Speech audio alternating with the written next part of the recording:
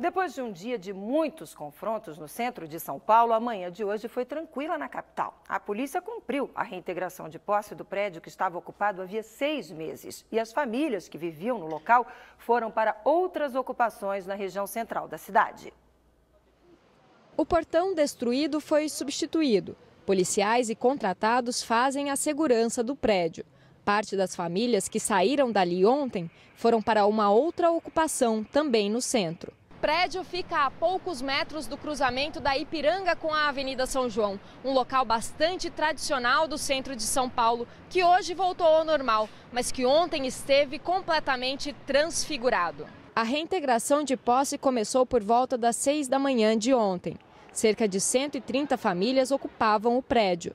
Os moradores resistiram a sair e a PM invadiu o local. Depois, o conflito se espalhou pelo centro. Bombas de gás foram lançadas e tiros de balas de borracha disparados. Vândalos se aproveitaram da confusão para depredar lojas e incendiar um ônibus. No fim da manhã, moradores da ocupação foram levados para a delegacia. A medida foi criticada pela Pastoral do Povo da Rua. Não se podia trazer todos indiscriminadamente. Se há um delito, tem que pegar quem cometeu o delito e não pegar todos os que estavam na região ou na situação ou no mesmo prédio. No fim da tarde, policiais e manifestantes voltaram a entrar em confronto no centro.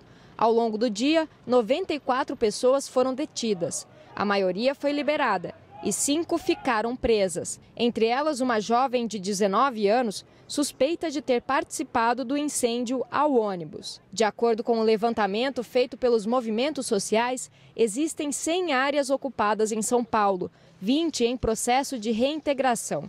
Várias delas no centro da cidade. É justamente nessa área central de São Paulo que a gente tem uma grande concentração de imóveis vazios e subutilizados, aonde o proprietário espera que o mercado chegue e que ele possa ter rentabilidade desejada, né? Então, para isso, ele vai segurando o imóvel, isso que a gente chama de especulação imobiliária.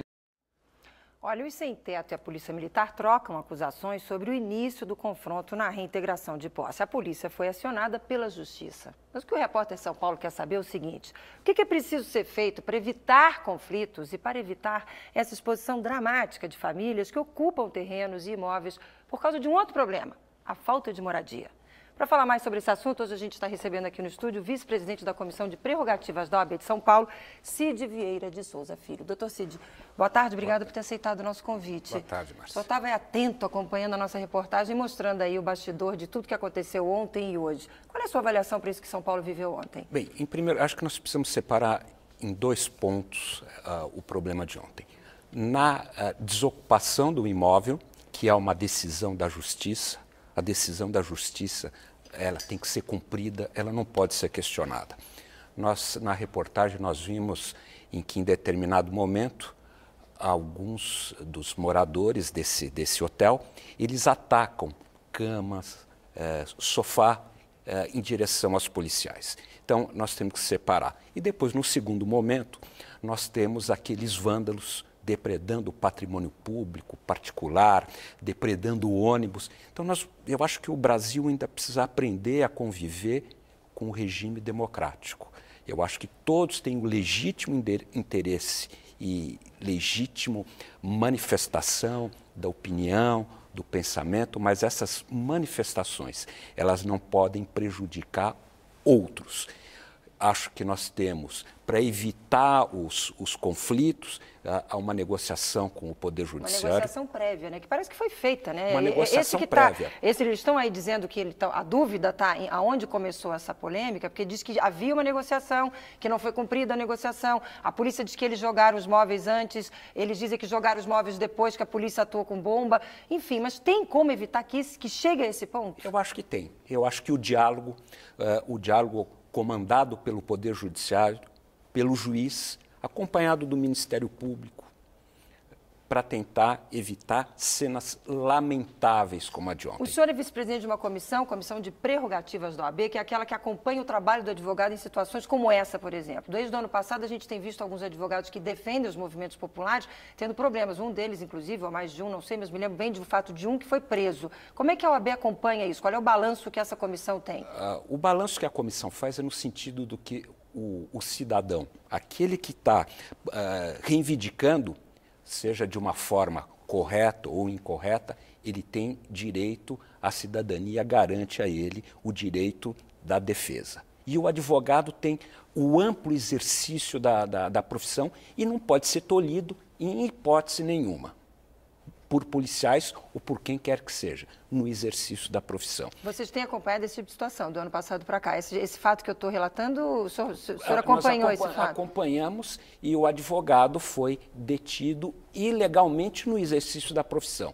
Então a OAB acompanha, a prerrogativa não é a prerrogativa do advogado, é a prerrogativa na defesa de um cidadão em defesa da cidadania. E a truculência, vocês percebem isso? A comissão verifica isso? Em alguns casos há truculência, há abuso, mas não é a regra. A regra é que se respeite as prerrogativas do advogado no exercício da profissão. Agora, o padre Lancelotti falou agora há pouco na reportagem da Priscila Kerst sobre o fato de todos terem sido levados para a delegacia.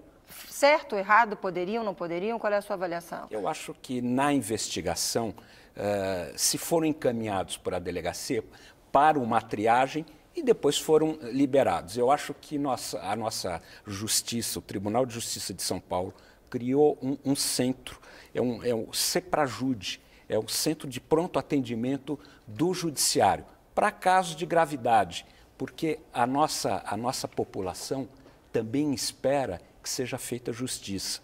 E uma justiça que ela não é feita de um modo rápido, de um modo correto, não é justiça. Eu ia perguntar exatamente isso para a gente encaminhar para finalizar o nosso bate-papo aqui. Essas cenas de vandalismo que a gente vê, quer dizer, uma coisa é a reivindicação da pessoa, infelizmente, que não tem sua moradia, que está brigando por um espaço, que está brigando para ter um canto, um teto para sua família.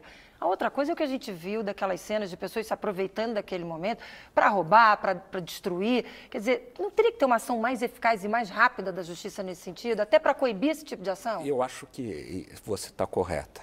Não é só a população aguarda que seja feita a justiça. Não pode se depredar o patrimônio queimando ônibus para reivindicar direitos. Isso são fatos isolados, são manifestantes, são vândalos e o Ministério Público tem atuado no sentido de adequar, tipificar essa conduta como conduta de uma organização criminosa. Olha, doutor Cid, enquanto a gente está conversando aqui, eu estou recebendo mais uma informação. Olha, os sem-teto e a Polícia Militar estão trocando... estão em conflitos, né? Por favor, volta o teleprompter, por favor, eu quero ver desde o início. Aí, integrantes de movimentos por moradia estão fazendo, neste momento, uma manifestação na região da Brasilândia, na Zona Norte. Segundo a Polícia Militar, cerca de 300 pessoas participam. O protesto bloqueia a Avenida Deputado Cantídio Sampaio, que é uma importante via daquela região. Quer dizer, mais um indício de mais um confronto. Quer dizer, tem que ter uma ação imediata da justiça, da polícia, tem que ter diálogo para evitar esse tipo de situação, né? Tem que ter diálogo. Mas você não pode fazer uma manifestação reivindicando seus direitos prejudicando a população. O trânsito, o deslocamento, o direito de ir e vir de eu todos acho nós. que toda a reivindicação ela tem que ser justa, ela tem que respeitar os direitos constitucionais dos outros cidadãos. Tá aí, gente, é com essa fala que eu encerro aqui a participação do Dr. Cid Vieira de Souza Filho, vice-presidente da Comissão de Prerrogativas da OAB de São Paulo. Obrigada pela entrevista, até uma próxima oportunidade. Boa tarde.